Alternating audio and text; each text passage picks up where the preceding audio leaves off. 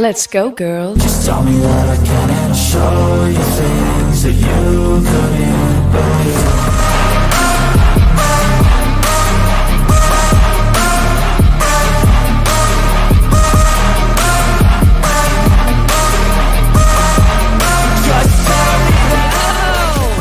Let's go. It's Women Talking Football, or WTF for short. Of course, not to be confused with WFT. My name is Mallory Hartley. I'm the associate producer here at Dave Campbell's Texas Football and Dave Campbell's Texan Live, once again in the hostess's spot. And sitting over there, turning the dials and making sure all you guys can hear me right and correctly, it's the executive producer of Dave Campbell's Texas Football and Texan Live. It's AP! It's Ashley Pickle. How's it going, ma'ams? Good. It's good. I am very confused on what day it is. Yo, me too. But, you know. Yo, me too. We're here. I am very lost. Because we've just been gone so much, and we'll get into that in a bit. Yeah. But when you're traveling so much, and even on vacation, you kind of just dismiss what day it is. Yeah. And kind of just go with the flow in that sense. You know what I mean? It's been a ton of traveling, a ton of one-night trips on like a bunch of really random basis and multiple things to do in multiple cities on those trips, and then we keep having a ton of stuff to do on the week. It's just, they call it March Madness for a reason, and I feel like we've really been in the depths of that. Right. Yeah, March is always crazy for us, but you know, we're still here. We're pumped up. Along. We're excited to be back doing this. Yes, right. Like you said, this is kind of our therapy. Yeah, I was like, this is really it's a Thursday, and we're in the office. We can do WTF. Exactly. We are an internet show. We're here every Thursday, most Thursdays at 2 p.m. talking football and sometimes basketball.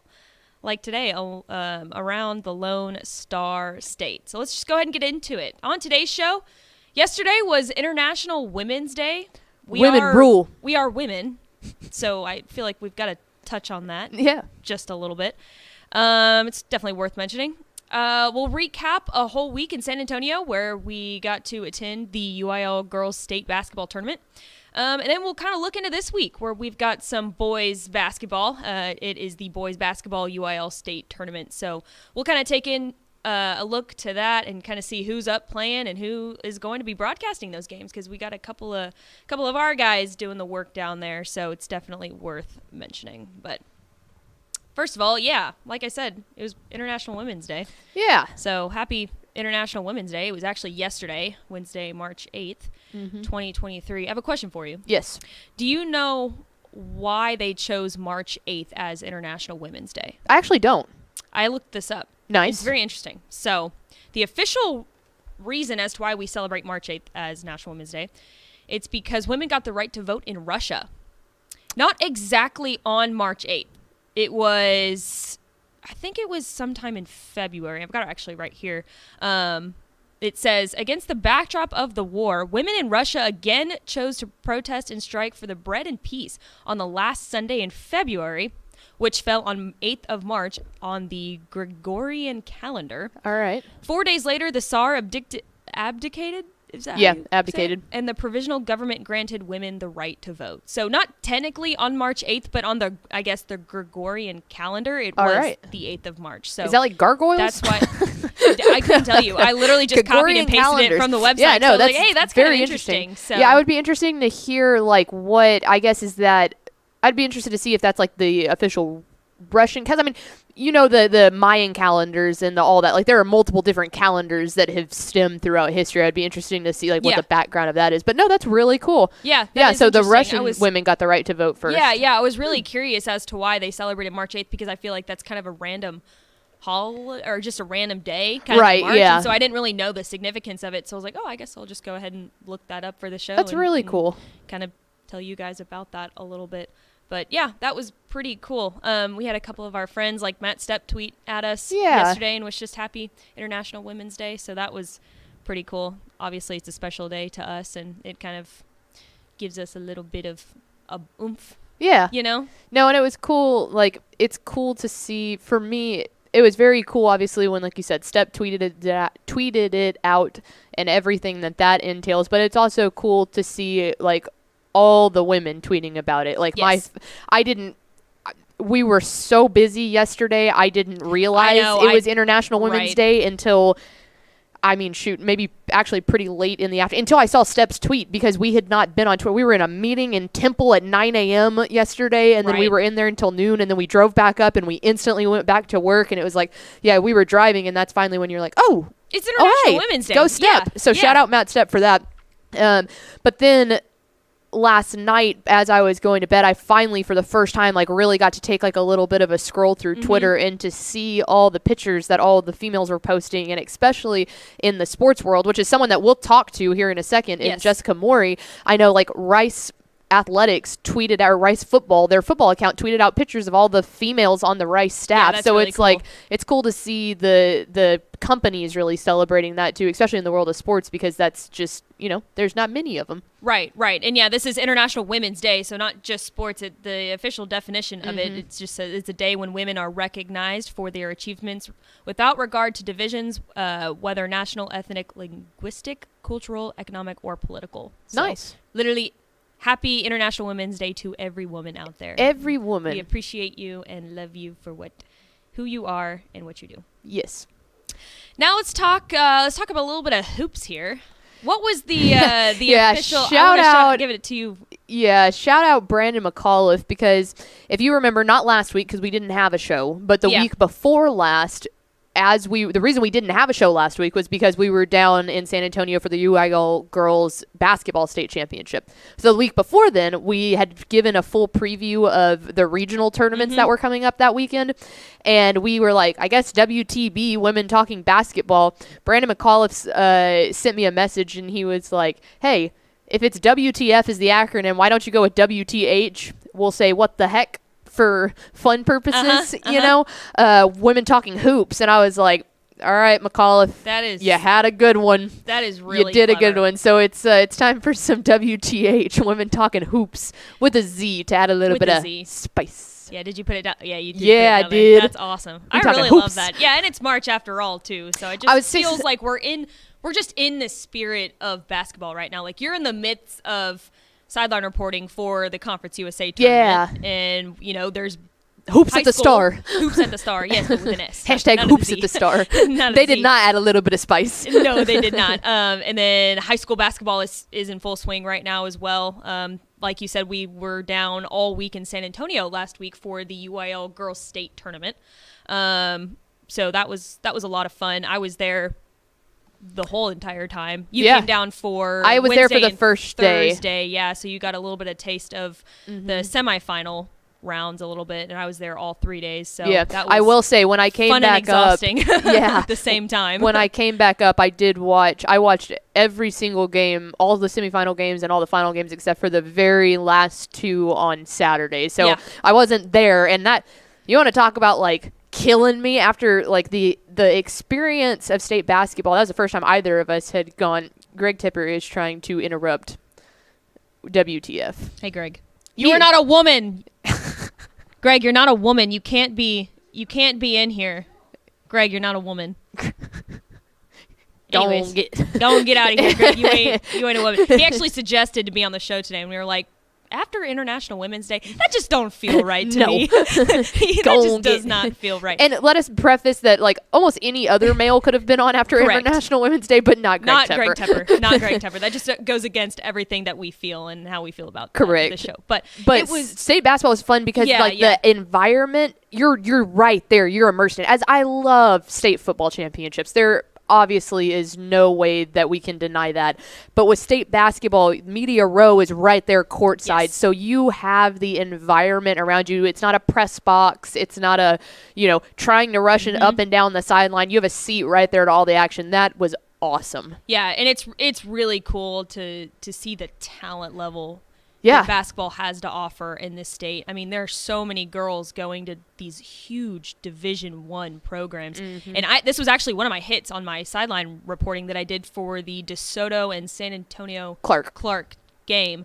So DeSoto was technically, the girls basketball team is technically in a rebuilding year. And it sounds silly to say that because they made it to the state finals. Yeah, a ton of freshmen. But they did not have a single senior That's wild. On their entire roster. Their roster was made up of freshmen, sophomores, and juniors. Not a single senior. Because every single one of their seniors from last year, all 6 of them, graduated and now play Division I college basketball. Yeah, that's crazy. At huge universities. I mean, you're 6 talking like... is crazy. Yeah, you're talking Kentucky. You had one going to Baylor, SMU. I mean, reading off that list on air, I was just like, this is absolutely insane. The talent level that we have around the state, just in basketball, is absurd. And boys is even like that, too. I mean, we've got the number 1, I think, recruit in the 2023 class in, Ron Holland, I think his name is, in the state of Texas. So that out of Lake Highlands. Out of Lake Highlands, yeah. He's, I guess, I don't think he's committed anywhere yet. But, yeah, he is really, really good.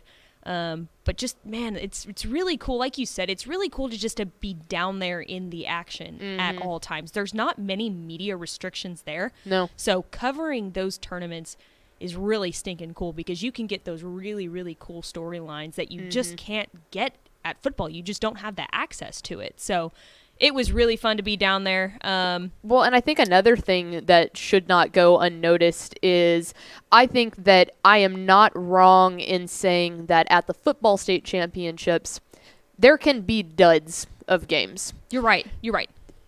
Now, at the basketball championships, there can be duds as well. But overall, I feel like if you had to compare the two as to the closeness in competition, basketball's right there. I mean, you barely had... Every single game was close to an unbelievable close finish, or the tides are shifting the entire time. It feels like the competition level at basketball is a lot more evenly matched than it can be at football. You're right. And it's funny that you say that too, because you get a ton of information on all these teams once you get there. Just like at football, you get a media guide, right? You get the records of all the teams who they've played throughout the year.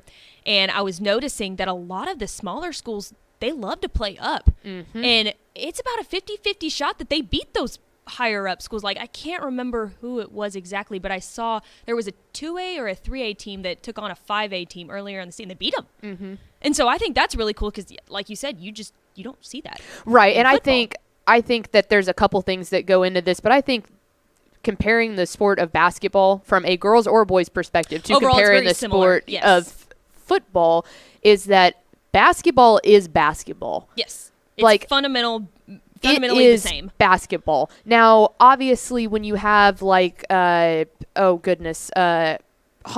had Jalen Bristow. She's an exceptional player, but she would be an exceptional player at the 6A level or at the 3A level that she was playing at. Right. And she played at the 5A level last year, actually. Yeah, Wichita Falls Rider beforehand. Yes. But I just feel like overall, most of the time when you see a group that's operating that well together in basketball, they've been playing for years together. Yeah. It's not like football where maybe you've been playing for years together and then you stop growing at 5'6", and there's just nothing that you can do about that. Regardless of the skill you have, there's just a gap level there. And especially from classification to classification, I feel like that gap is just a little bit more narrow when it comes to basketball. Right. And talk about really good games, too. The best game that I saw wasn't even a championship game. It was you know what I'm going to semifinals. It was against Coppell and Northside Clark. Yeah. And I'll tell you the funniest part about it, but those of you that Coppell was up with about probably 11 seconds left on the clock. They were up by two. You know what? I bet they even had like 5 seconds left. I don't even think it was that much time. I think when they inbounded the ball they inbounded the ball on this side of the court and were working left to right. I think there was probably 11 by the time they inbounded the ball, but by the time they got to half court, yes, I would say probably about 6 to 5. Yes, so they inbounded the ball. Natalie Huff is the one that took the final shot. She took the final three and she made it. And obviously the crowd's going wild. Everybody's going insane. Yeah. And I'm looking at her, and she's just kind of like, that was awesome, So I was like, okay, that's interesting. I'm surprised she's not going crazy. And I figured maybe, it's just a semifinal game. She's locked calm, in for the next game. Right. Calm, collected. Well, Ishmael Johnson, our college editor and the managing editor of Dave Campbell's Texas Basketball, who literally called a bunch of games that Yeah. last weekend. Did color for 5 of them. Did fantastic at it. Actually saw Natalie Huff in the hallway after the game and was like, man, that was awesome. You know, like, how are you feeling? You know, what were your thoughts going through your head at that time? And she goes, to be quite honest with you, I thought I just sent the game into overtime. Yeah, she thought she tied it. She thought she had tied the game. So that's why she wasn't celebrating. She Yep. was like, man, I got a whole couple extra minutes to go still. Right. I mean, she didn't think that she had won the game in that moment. And so that's why she looked so calm and collected in that moment. Yeah. She was like, well, I still got some time to go. Yeah, because you know? and it's funny because obviously you were watching it from there, and you're Yes. sitting on the opposite side of where the shot happened. So Right. I'm watching on the screen Yes. on NFHS, and I have the high angle cam version of where she's at, like the same side of the Right. court of where she's at. So I'm watching, and she hits it, and I say, "Oh my God!" Yeah. My cat just looked at me like I was crazy. you're like, but I "Calm jump up, and I was like, "Holy cow!" I instantly text you and Ish, and I was like, "Oh my God!" Which y'all already knew about it because I was probably about 2 minutes behind on the stream. But Yeah. I was strictly staying off of Twitter because I didn't want to see y'all's tweets. And then I was like, what is she doing? And then her teammates came out and like Yeah. hugged her and stuff, and she was standing there like, what are y'all doing? Exactly. And Like there they was dogpiled her almost. yeah, You know, and she was just like, "Guys, 1.3 seconds left. Yeah. And then that's when I saw her when her team hugged her. She looked up and she went, Yeah. it was awesome. Yeah, there was about a second left on the clock, but Coppell couldn't get it down there in time. So they ended up they actually beat DeSoto in the finals game. Yeah. So they are Really state good champion. team. That is really, really good team. Really impressive team. Some boys are going on this week, and Ishmael Johnson again will be hopping on color for session 1 of the finals on Saturday. And Gavin Moritz and Trevor Bullard of Texan Live will be switching off with sidelining. Yeah. They're taking over my job on Saturday. So make sure to tune in to NFHS Network all day Saturday to And hear Thursday your and very Friday. own. Thursday and I was Friday gonna say too. they're going on. We've They're also got- calling games for us right now as we speak for the semifinal games. Yep. So yeah, please we've tune got into that as all well. of it's the same schedule as what the girls Yes. were. So all Thursday, all Friday, semifinal games going on the whole time. Today's 1A, 3A, 5A. Tomorrow is 2A, 4A, 6A. And then all 6 state championship games will be on NFHS Network. So go check those out. Yes, please do. They put in a lot of hard work for a really tough week. So Yeah. they're really good podcasts. But anyways. We are Women Talking Football. We're here every Thursday at 2 p.m. talking football around the Lone Star State. And before we have our special guest on, Pickle, let's hear a quick word from our friends at VCR Now. Born and bred in Texas hits a little different, as it should. Texas loves doing business with fellow Texans. VCR Now takes its Texas roots as seriously as its many partnerships with schools and universities around the state. It's also why we're so proud to promote our brand in the pages of the Texas Bible, Dave Campbell's Texas Football, and on the airwaves of Texas Football Today. Driven by producing quality broadcast video, state-of-the-art audio, and LED video scoreboards at affordable prices, VCR Now makes sure to listen to your needs in its athletic department before recommending the next best steps. Building great products is our business, and it's our focus on building meaningful, long-term partnerships with our clients that sets us apart. From our 24/7, 365-day help desk, the training lab in our hometown of Red Oak, or our sports marketing business plan that puts money back in the hands of our athletic departments we support, VCR Now is built to last. Reach out to us today at info@vcrnow.com or by calling 855-GO-VCR-NOW. Again, that's info@vcrnow.com or by calling 855-GO-VCR-NOW. Thank you to VCR Now, some good friends of ours over there. Pickle, let's go ahead and go to the hotline. And let's bring in the director of on-campus recruiting of those Rice Owls, Miss Jessica Morrey. Jess, how you doing? Hey, doing well. How are y'all? Good, good. Super excited to have you on. I'm sure this is your busy season, you know, with recruiting and everything, but thanks for taking the time for us to hop on our show. Oh, yeah. Anytime for y'all and for Dave Campbell's. Happy to help. Absolutely. First off, I want to start off with this. I feel like you have just been everywhere. You've just developed a ton of experience in the sports field. So for those of you that don't know you very well, kind of just give us a quick overview of who you are and just kind of your background in sports.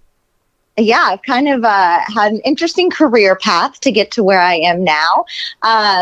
But graduated from Oklahoma State with a degree in sports media broadcast journalism, and then got my first job in TV in lovely Denison, Texas, Market 161. Shout out K10. And then moved from K10 to KCEN in Waco. Worked there as a sports reporter, weekend sports anchor for a couple of years, and then got out of local TV, went back to Oklahoma State to be the team reporter, producer for all Oklahoma State athletics, and then was there for a few years, and now down in Houston working with the Rice Owls in the recruiting department, something I've been wanting to do for probably about 4 to 5 years. Took me a really long time to break into the recruiting world.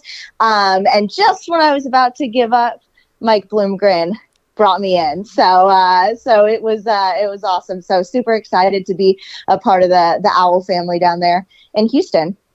Now, before we get to the recruiting side of stuff, I want to mention, you've done, like you just said, you've done the local reporting. You were also Oklahoma State's team reporter. So what was your favorite part of that, kind of working on that side of the sports world?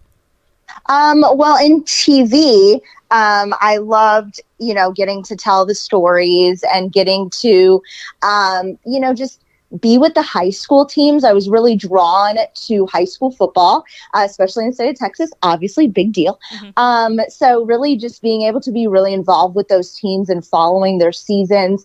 And you really are on the ground floor with them. You're there at two-a-days, and then you get to go to their games, and then you're there when they, hopefully make it really far in the playoffs. And the ones that do make it to state and they win, you feel like you were a tiny little part of that too. You got to be there. You got to see it happen.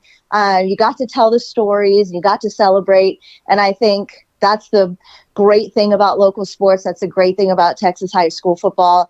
And I know when I moved to Oklahoma State, I was so sad. I was missing out. I know I moved, I think, in May. And then once August rolled around in September, there would be post Friday nights where I'd be talking to high school coaches I used to cover and recapping their games and just being like, oh, what happened? Oh, yeah, fill me in on this, and just finding out all that information beyond the score and trying to listen to as much as I could. And then, of course, trying to watch Valley Sports and watch the highlights and everything. So, getting to be part of that was really cool. And then at Oklahoma State, getting to tell the stories of the amazing athletes there and getting to build relationships with them and celebrate those victories as well. Being with all athletics was really cool, not just football. So getting to, celebrate when the softball team went to the Women's College World Series, celebrating with football at the Fiesta Bowl, things like that. Just really, really cool experiences for sure.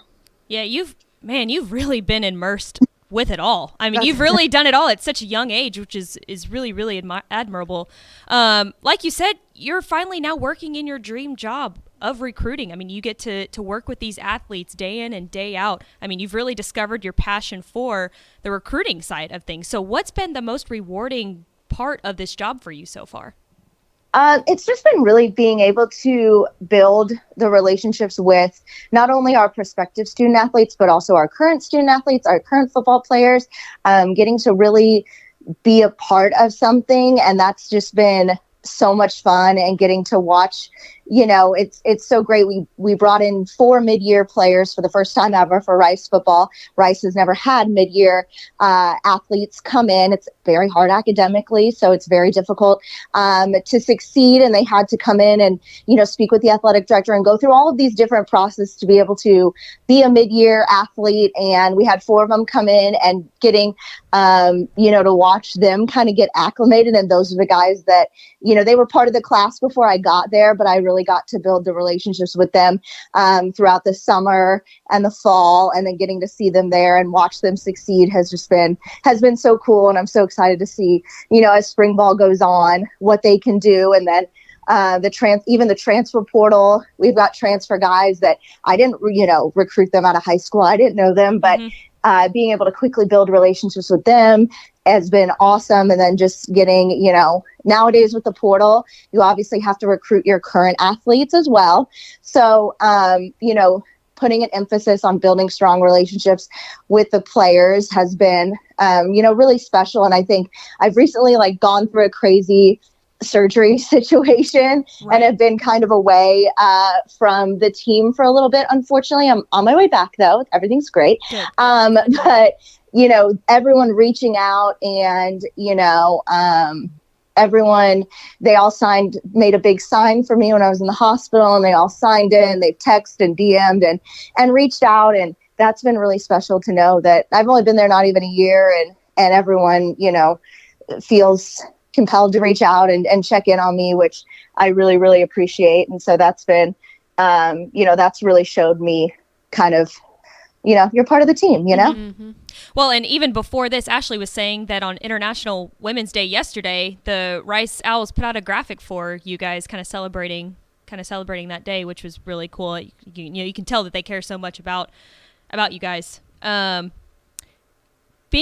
always been really interested in the recruiting side of things, much like you, just kind of seeing how the process works and everything. So I'm interested in asking you, what does a day in the life of Jessica Morrey look on a normal Tuesday afternoon?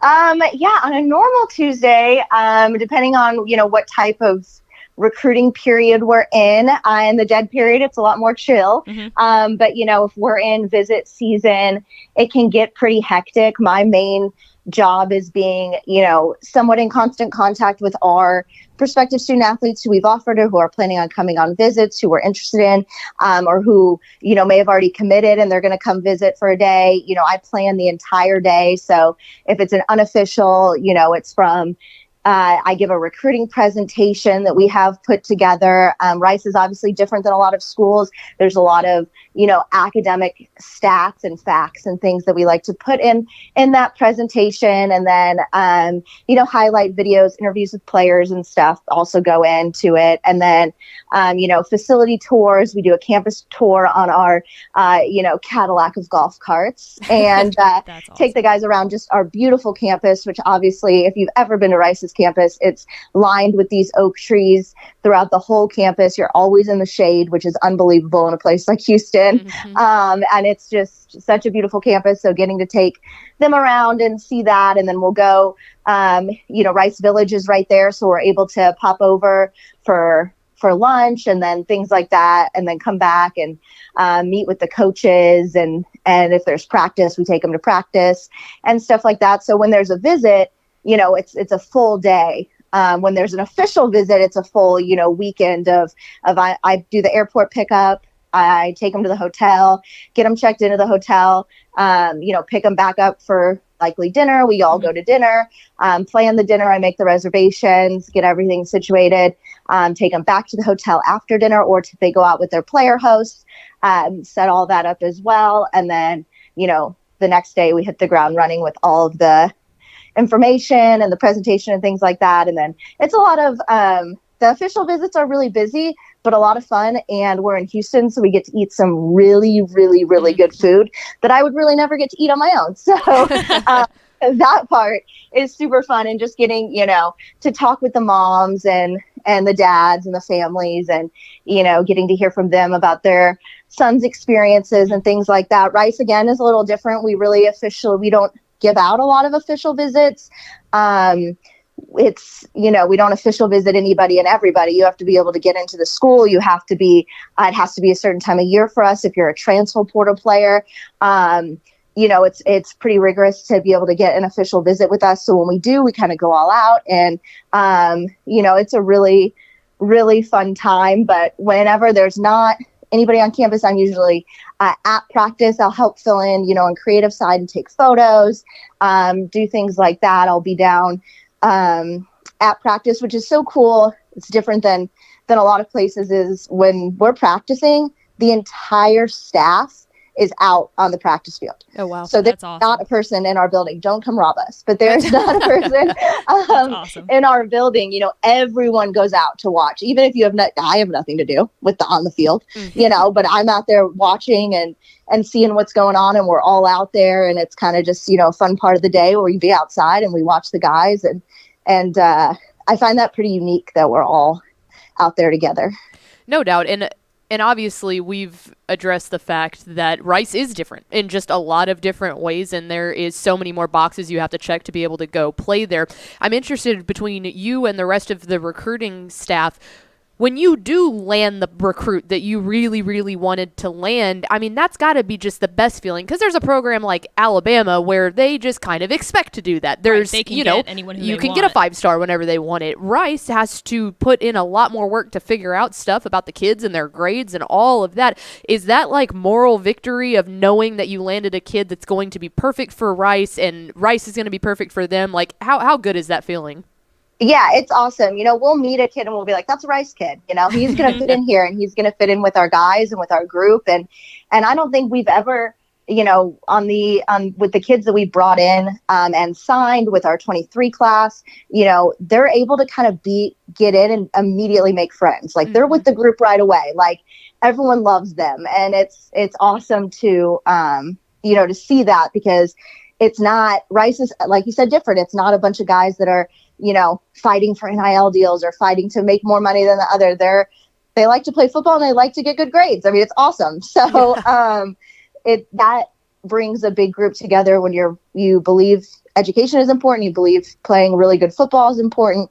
It's easy to kind of mesh with our kind of group. So it's really awesome to see that. And yeah, when we get commitments from some people, you think, oh, maybe, you know, they wouldn't normally come to Rice, and then they do. And we're like, yes, and they're going to fit in so well. And it was I remember we had our 2023 class, we had our official visit weekend, and it was our big weekend. We brought in 19 recruits for a full weekend. It was all of our commits for the entire class. So we brought them in, and there was one that had not committed yet. And we were like, oh, come on, we got to get him. And, you know, we made it now. We're like, all right, we got to get you. You know, we're going to get you. You're going to join this group. Why would you not want to? You're about to make 18 other best friends right now. And so in the end, you know, I have a group chat with all of them, and I was texting them. And then I added, at the end of the visit, I added his number to the group chat. And everyone was like, oh, what's going on? Oh my God, did he come? Oh my God, really? And then they're all sending like the eyes emojis and all these gifts, and they're all so excited. And then he like chimed in and was like, I'm committed. And everyone's like, oh my God. And that was just like the coolest thing. Yeah, that's pretty cool. That was awesome to get to see that and be a part of that and see how they all, you know, they were like, yes, you made the right decision and all this stuff. He had already, you know, those are all of his friends now. So we're so excited, you know, to finish that weekend off with having everyone committed for our whole 23 class was really cool. And then you get transfer guys like JT Daniels, which you're obviously really excited about as well. And you get hyped when you, you know, get those guys to sign and to commit to us and getting, you know, it's a different kind of excitement because, you know, he's not going to be here as long as our freshman, but our incoming freshman, but he's going to make an immediate impact. And, you know, it's really cool. It's something that I found interesting that Coach Bloom told me early on in the season, this past season. We were talking about, it was after a game, and Oklahoma State had won a game, a big game. And he was like, man, big win for Oklahoma State. And I was like, yeah, I was like, this was early on in the season. Let me preface. So at the time it was, will Spencer Sanders win a Heisman? Or is Oklahoma State going to go to the college football playoff? Obviously that didn't happen, but it was during that kind of time frame. And so I was like, man, if they go to the college football playoff or Spencer's a Heisman nominee, like I'll be kind of sad. And I was like, but I'm having more fun. Like I'm having a different kind of fun, like more fun down here. And he's like, I'm sure everything you did at Oklahoma State was great. He's like, I know your stories were great. I know everyone loved them. The interviews, all of that stuff's very important. But he's like, it didn't have a direct impact on the program or what is happening on the field. Mm-hmm, right. And he's like, what you do here you're directly impacting our program. That's and awesome. The future of our program. And you have an impact on what happens on the field. And I'm like, what a great perspective. And that's awesome. So I always think about that. And I always appreciated him saying that. That was just such a kind of a cool perspective moment for me. That's very cool. We're big fans of Bloom over here. There's no doubt about that. I got to give Bloom a shot. I mean, he's awesome. I've never experienced a boss or someone like him, and throughout this other thing that I've been going through. He texts every single day to check in and make sure I'm doing okay. I think he missed one day, and then he texted me, and then I said, I thought you forgot about me.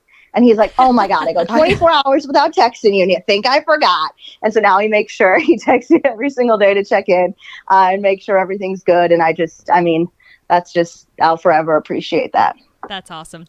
Well, she is Miss Jessica Morrey, Director of On-Campus Recruiting down there in Houston for those Rice Owls. You can follow her on Twitter at Jessica Morrey. Jess, thanks so much for joining us. I know that you're not really in your busy season right now, but you're still down there, recovering from a tough time. So we wish you the best of luck this year, and hopefully we get to Houston sometime soon to see you.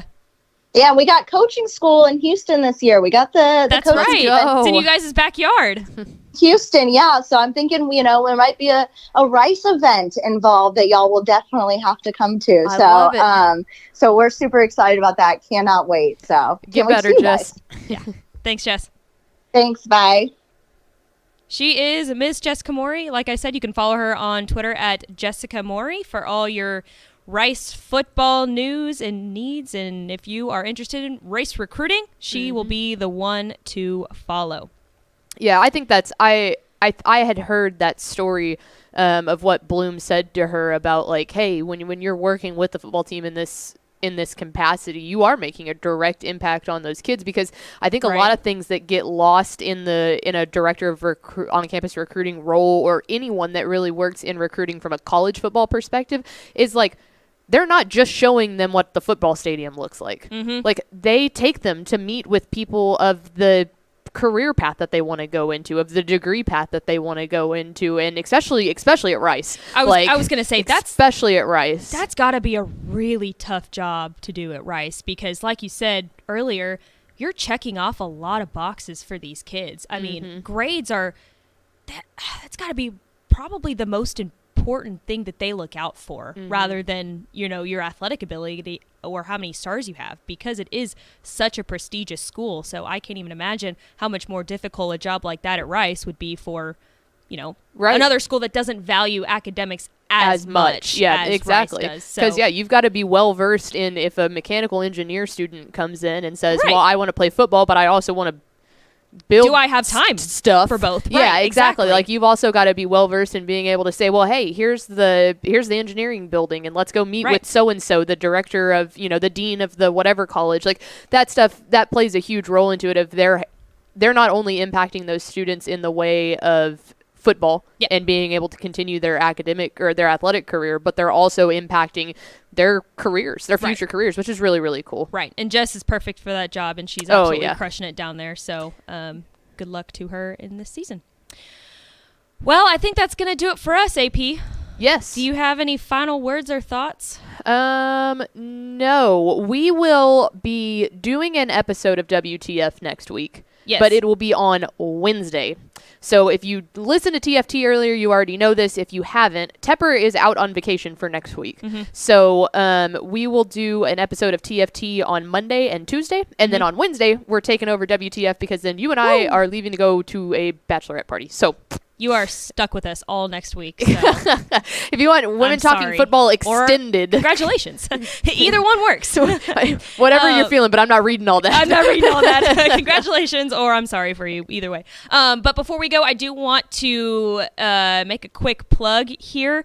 Make sure you are subscribed to the Republic of Football. If you guys don't know, our new ROF network has dropped. So we have podcast specific to all the different FBS teams around the state of Texas. We still have the main Republic of Football podcast once a week during the off season and twice during the full season, kind of as a more general to broad podcast. But we have created specific smaller podcasts, and I added that to the Republic of Football network. A couple include the Gamblin' Ganchos of Texas Tech, the Green Room for North Texas, Between Two Bears for Baylor, Aggie War Pod with Jay Arnold for Texas A&M, Eyes on Texas for the University of Texas, the Roost podcast for Rice, and Alamo Audible for UTSA. Really can't say enough about the college staff and their efforts here in creating all of this. It's been a huge off-season project for them, and they are just chipping away at literally trying to find one for each of the 13 FBS programs around the state of Texas. So it's big super shout cool. out to them. And especially because then, too, if you have already been a fan of those pre-existing ones, like the Gambling Gachos, then you can go ahead and have a ton more content exposed to you through the Republic of Football Network. Right. Yeah, most of these have already been in existence, but they've just partnered with us to put it on to our Republic of Football Network. So big shout out to that. That's really cool. So anyways, thank you to our guest, Jessica Morrey, for hopping on during a tough season for her. For Ashley Pickle, I'm Mallory Hartley. Come join us on Monday for Texas Football Today and Tuesday and Wednesday. We'll see you then.